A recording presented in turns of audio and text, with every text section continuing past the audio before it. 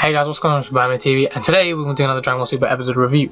Now, today episode 54 aired. I've seen it now, and let me just give my take on it. Now, in the last episode, we saw Beerus, Whis, and Goku travel to Universe 10 from Universe 7. Now, they went and they met Zamasu, and if you guys haven't seen the last episode, well, Zamasu is the guy who is linked to Black. He has a very similar ki. And yeah, Goku fought with him. He sensed a very similar ki, but he sensed that it wasn't essentially his. Now Beerus, in this episode, he does simply mention that Zamasu could in fact be. He could just be Zamasu, but he hasn't exactly gone evil yet, considering this is the present and where Trunks comes from is the future. Now, in towards this episode, we see a lot of things that show us that Zamasu is Black. A lot of links. I'm going to get through with them as I keep talking through this review. But we're just going to carry on towards kind of storyline based. Essentially what exactly happened in this episode, because I don't really want to go off course and stuff. Now, we see Bulma has now a full tank for a full trip with the time machine. Now, we can see Pilaf helping her out. She's working on not even helping her out, just doing his own things. Now, Bulma's working on the time machine. She's using the fire. I don't know what you call it, but it just holds things together. She's using that. She's focusing. She's got a mask on. She can't see what's going on around her. Now, Pilaf was sleeping. He's woken up and he's like, "Oh, you've been working all night? Let's see what you've done." Now he's on the computer and he sees loads of codings of what Bulma's done, and he essentially adds his own stuff up. Now Bulma takes off her mask after she's done, and she sees, and she's like, "What are you doing?" Now she goes and sees, and she's actually done a good job. Now a lot of you guys are probably wondering why Bulma cannot resemble Pilaf, Mai, or Shui, is that his name? I think so. If you guys are wondering why she can't resemble them, well, this is Dragon Ball Super. Whatever happened in Dragon Ball was about 30 years ago. Since then, they've fought all kinds of ridiculous villains. So Pilaf, Shu, and Mai are literally not even worth remembering if you guys think about it, because what we've been through in the whole of Dragon Ball the whole Dragon Ball history. They don't really have much importance, but they are very good background characters. Now, fast forward a couple minutes, we see Trunks. Now he's in the river, on the river, floating on it, just got his feet on it. Now he's closing his eyes and he's clearing his mind. He's doing mind training. I think that's what they call it, visualization training, or something like that. Now, if you focus hard enough, that's what Trunks is doing. He's focusing hard enough, and he's battling Black in his mind. Now, Trunks loses every time in these battles, and he wakes back up, and his visualization is so strong that we see blood dripping off. Now, this is some Matrix shit. Like, I don't know what the fuck is going on, but this is crazy. Shui says that he's really focused because you can just tell. Now he tells Mai we mustn't disturb him, and she's there, and she starts doing her own visualization shit. And yes, Toriyama and the guys are fucking with us again, because she's there on the floor in the future, but she's still her kid self, and Trunks is there, and she's like dying or something, and she's like to Trunks, "Can you fill my last request?" And he's gonna be like, "Sure, anything." And she just opens up her lips so he can kiss her, and he moves forward, and I'm just brain fucked, like, what the fuck is going on? She's a kid and he's a grown up guy now, and then she just comes back to the future, and Shui sees her with her lips wide open and shit for Trunks, which is pretty crazy. Now a couple minutes later, we see Goku, Beerus, and Whis come back from that planet.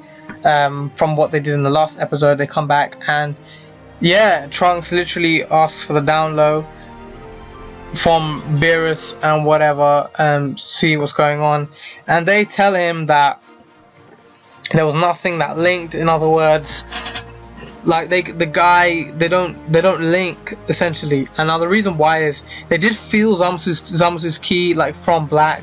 It was similar, but Trunks says, what if Zamasu disguised himself as Black or transformed himself into a human using divine powers? Are you saying that there was no chance of either of those? Now, Wiz says Zamasu and Black are two different. They can't conclude to being the same being. Now, what we felt from Black was an immense evil ki, but Zamasu didn't actually have that level of evil in him. As you guys can see, he's a calm guy, because in the other episode, he was making tea, and the Kaioshin said only a guy with a true heart, with no evil inside him, can make such a tea. Now, furthermore, Zamasu did also not know who Son Goku was.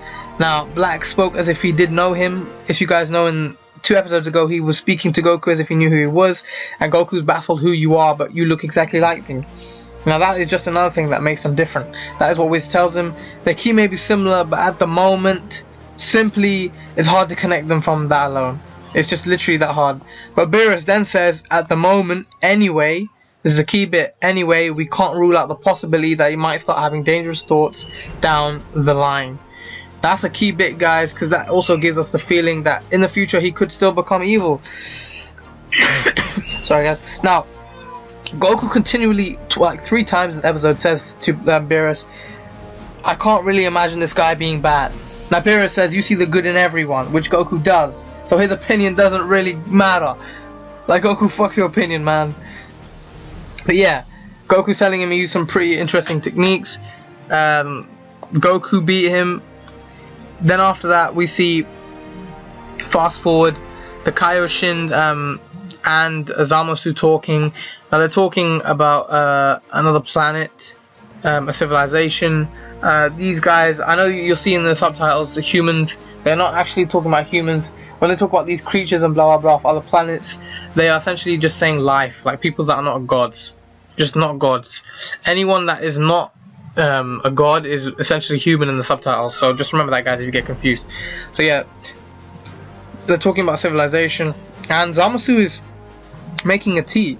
Now, as he's making a tea, an evil thought comes to his mind. He hands the tea over to the Kaioshin, and he literally sits there and steps back. Well, not, he doesn't step back, he just thinks to himself, and he's like, whoa, like, why does this tea taste so bitter? And Zamasu's like, well, I used the same leaf as last time, it must be the leaf.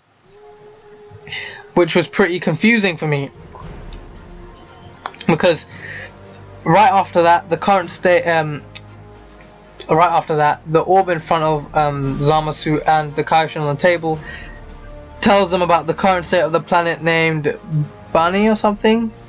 I can't remember what it's called. Is it called Bani?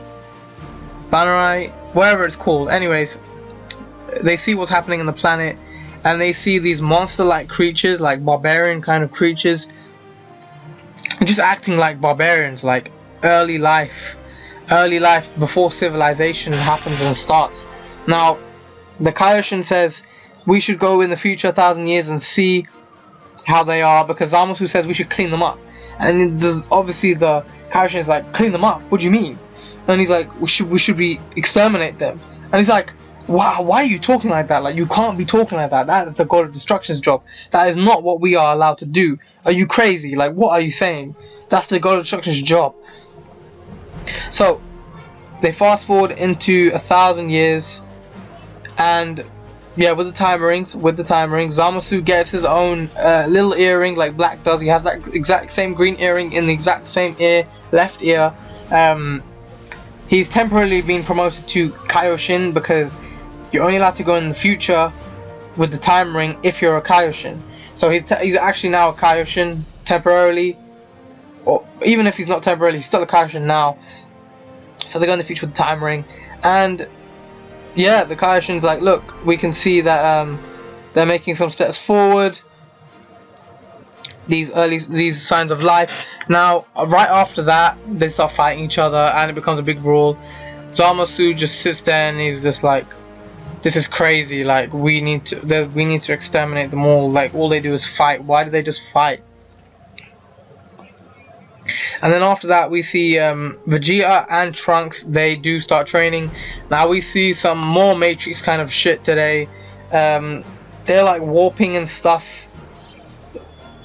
But wait, no, that's Zamasu and Kaioshin. Yeah, Zamasu and Kaioshin, when they time leap 1,000 years, we see loads of, like Matrix kind of shit, and yeah, they go 1,000 years in the future, like I just said.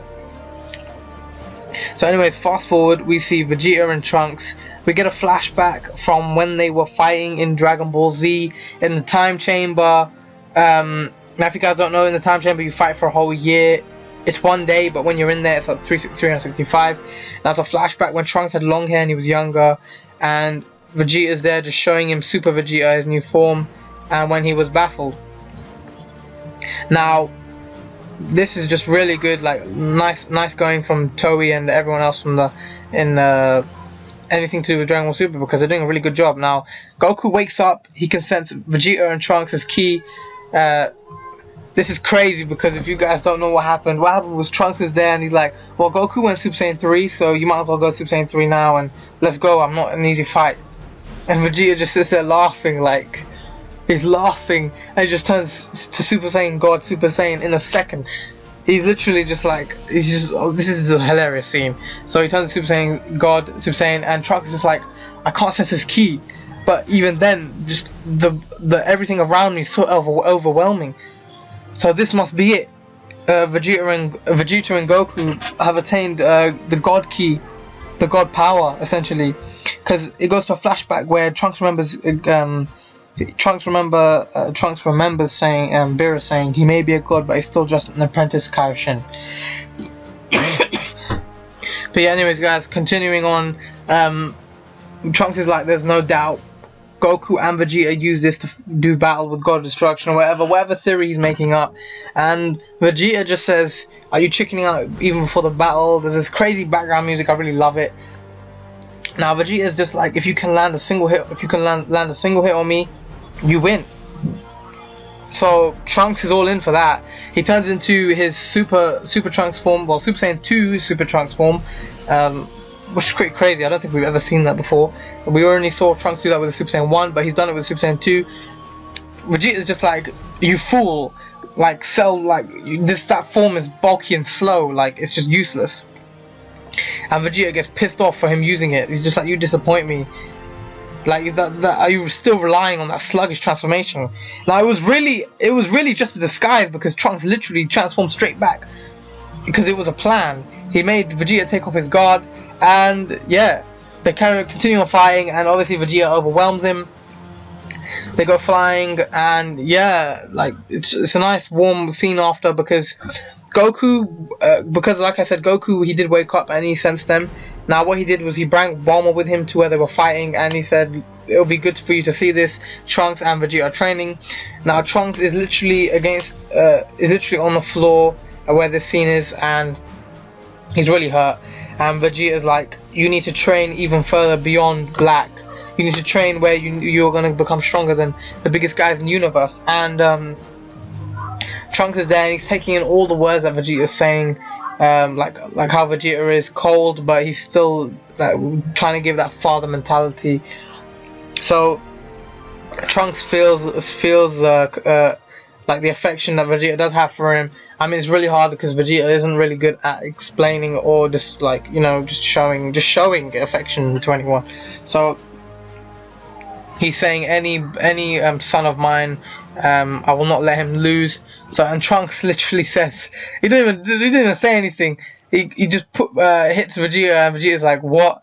And Trunks like, you did say if I hit you I win. And he started laughing, and he said to Vegeta, I'll become stronger than Black, and I'll become even stronger than you. He put his hand out to, just shake his hand. And yeah, that's exactly what happened. Now, that was a pretty good ending. We see, no, actually that wasn't the ending. Now the real ending is Beerus and Wiz are back at their planet. Now Wiz is cooking something for him. It looks really nice. I don't know, in anime, food really always looks really nice. I mean, it probably tastes as good as it looks. But yeah, Wiz is cooking Beerus' food, and Wiz's staff starts bleeping, like, when there's a message or someone trying to talk, and Wiz is like, can you get that for me? I'm kind of busy. Beerus taps it, holds it, and he's like, we're busy, call back later. And to much surprise, that was the god of all, the Omniverse, the Omniverse King, whatever. Is that the Omni King? Is that what they call him? Omni King. That's it, Omni King. Omni King is there, and Beerus literally, his whole attitude changes. You know how he is. He got scared. He literally put his head down, just a sign of respect. And he broke the table. Like, he broke the table. That was hilarious. That was one of the funniest scenes. He broke the table. Just for the amount of respect, and he just keeps his head down. And Wiz comes over, and yeah, he's like, "What can we do for you, Omni King?"